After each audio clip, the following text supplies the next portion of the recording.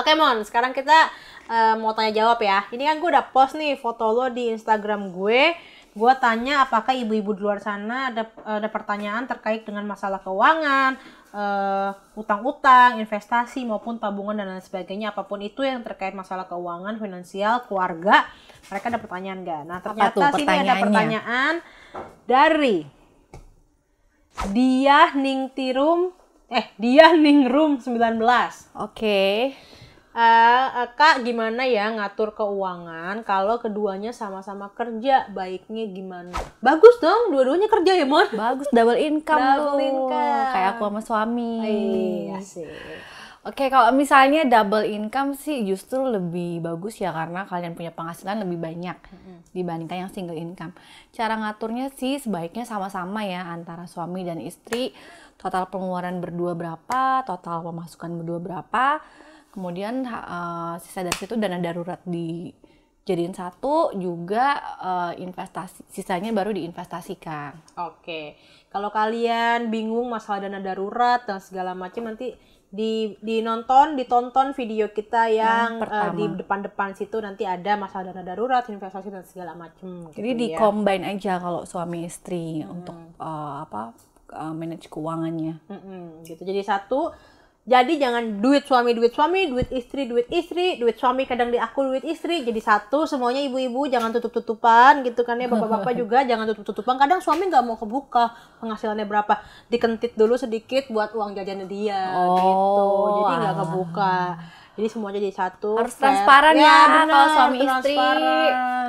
Gitu. Jadi benar-benar uang kebutuhan suami. Tapi gini loh Pak, kadang-kadang tuh ada pasangan yang nggak mau transparan karena pasangan yang satunya itu nggak bisa manage duit dengan baik.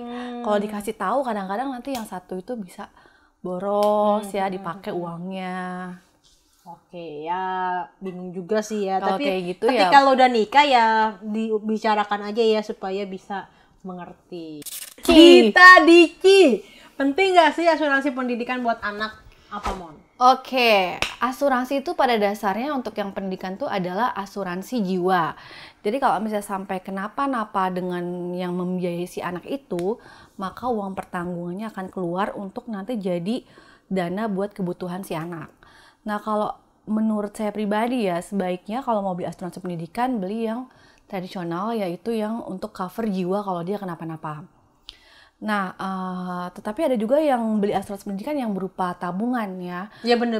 Ya. Kan sekarang di bank-bank tuh kalau kita ke bank suka ditawarin Kak ini buat asuransi pendidikan. Untuk tabungan ya. Bener. Kalau aku saja kalau misalnya tabungan dana pendidikan tuh sebaiknya dipisahkan dari asuransi.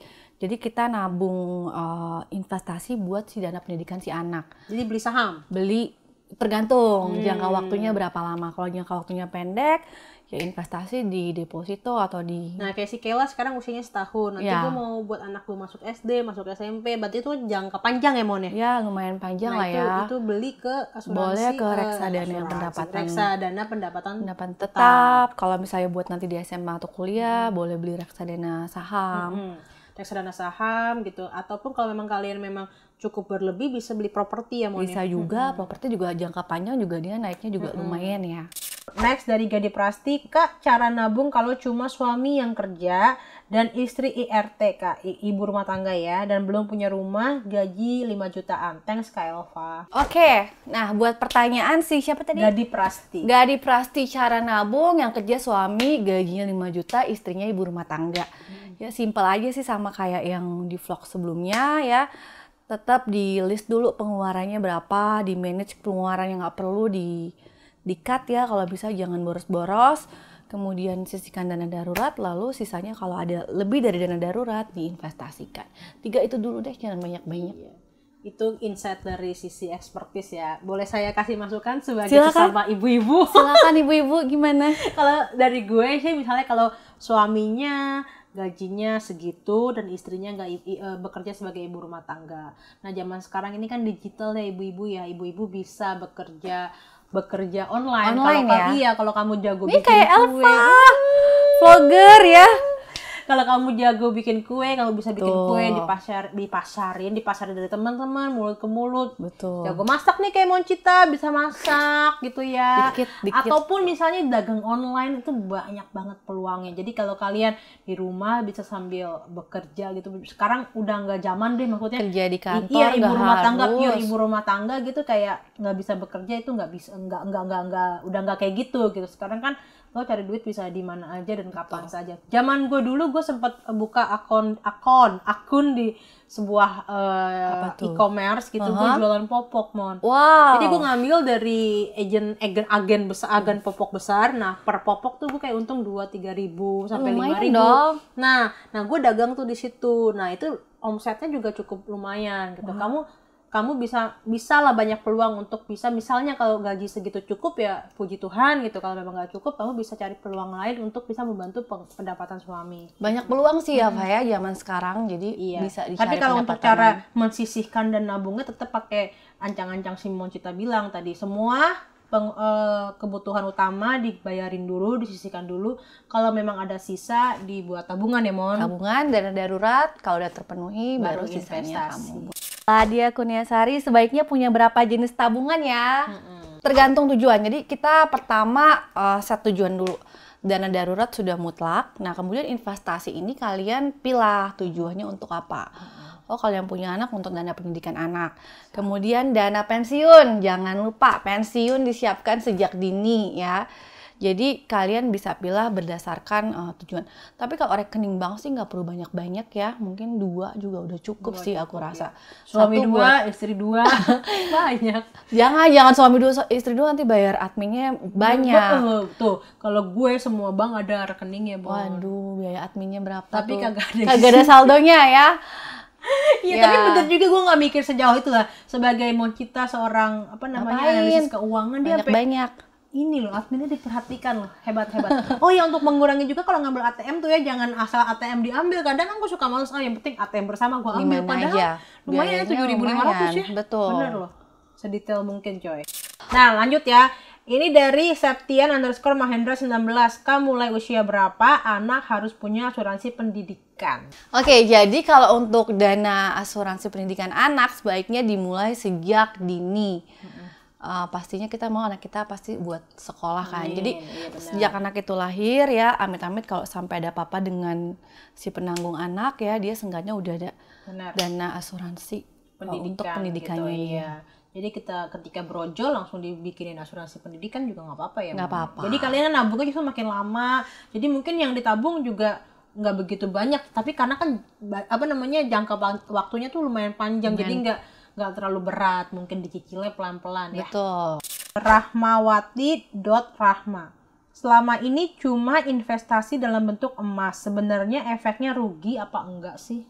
Oke, sebenarnya ada efek rugi nggak investasi cuman dalam bentuk emas? Ingat ya, investasi itu harus diversifikasi, dalam artian jangan cuman di satu keranjang basket aja. Jadi kalau misalnya emasnya lagi turun atau nggak bergerak naik, kamu punya instrumen investasi di penempatan lainnya yang bisa menopang untuk mengatasi inflasi. Jadi kalau aku saranin jangan cuma di emas ya. Dan sorry ya, emas itu juga udah lumayan anjlok. Kuno ya. Maksudnya sekarang itu udah makin banyak lagi instrumen yang kalian bisa gampang banget investasi cuma lewat cellphone kalian. Rizky Yan Forinda, bener nggak gue bacanya? Anyway, pertanyaannya gimana mendisiplinkan diri buat nabung? Oke, ini susah pertanyaannya. Ya? Ini gampang tapi susah. Gampang tapi susah ya, bener ya. Gimana mendisiplinkan diri? Kalian yang tahu diri kalian ya, bisa nggak komitmen? Kalau nggak bisa komitmen, sekarang ada banyak program di bank yang kayak tiap bulan nabung, di debit ya berapa banyak. Nah, kalian mungkin bisa ikut program itu ya. Atau di handphone juga banyak program nabung di aplikasi. Jadi langsung setiap bulan dialokasikan berapa rupiah untuk tabungan dan dibelikan instrumen apa, itu udah banyak banget. Anggi Mor. Kak Elva mau minta saran dong, kemarin aku baru ikut invest 500.000 per bulan di suatu bank selama 7 tahun. Niatnya buat anakku sekolah nanti, tapi aku baru paham kalau itu ternyata jatuhnya asuransi gitu ya.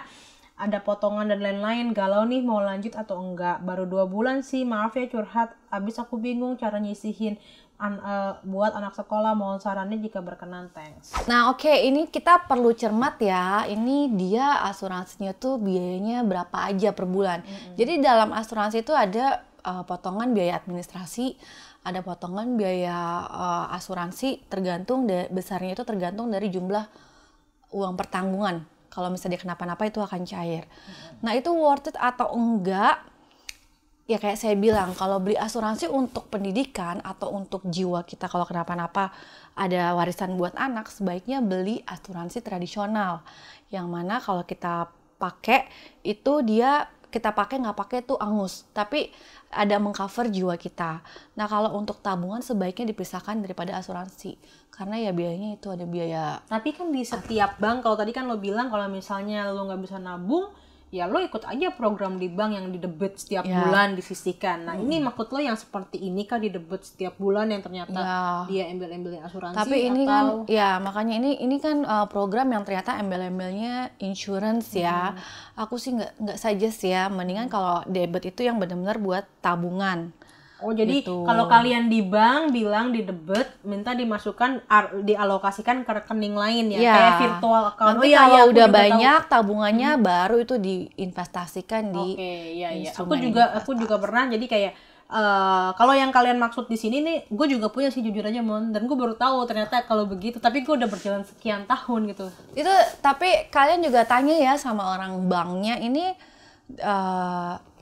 Ilustrasinya seperti apa dan ini apakah nanti uang saya jadi sekian itu apakah itu dijamin atau tidak? Perkiraan sih Mon, perkiraan biasanya, ya. Perkiraan. Ya kalau yang perkiraan ya itu tergantung dari naik turunnya si isinya asuransi itu, dia investasinya kemana. Kalau yang lo bilang tadi pure di debit setiap bulan itu hanya tabungan aja kan, di debit aja kan, tidak itu ada kan untuk disiplinin kita buat nabung. Kalau udah banyak bisa buat asuransi, buat dana darurat, buat investasi dana pendidikan dan macam-macam.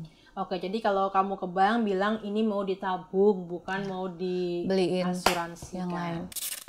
So guys, segitu dulu video dari kita, tadi udah tanya jawab ya Mon ya. Kalau kalian tetap ada pertanyaan yang banyak lagi, silahkan tinggal komen di bawah. Nanti gue sama Moncita akan ada bikin part berikutnya gitu ya. Kita bahas tentang investasi lebih dalam lagi, bahas kasus kalian atau gimana. Kalau kalian mau curhat silahkan tinggalkan komen di bawah. Dan juga di DM gue di Instagram maupun DM langsung ke Moncita. Tadi udah ada Instagramnya, nanti gue taruh di atas atau di bawah di layar ya. Kalian bisa cek and follow punyanya Moncita gitu ya. Sampai ketemu di video Elva sama Moncita sang expertise selanjutnya. Jangan lupa di like ya, di like sekarang, di komen, juga di subscribe, plus di share ke semua ibu-ibu rempong di dunia ini supaya mereka juga teredukasi, pintar bareng-bareng kita ya. Oke guys, sampai ketemu di video berikutnya. Dadah. Bye.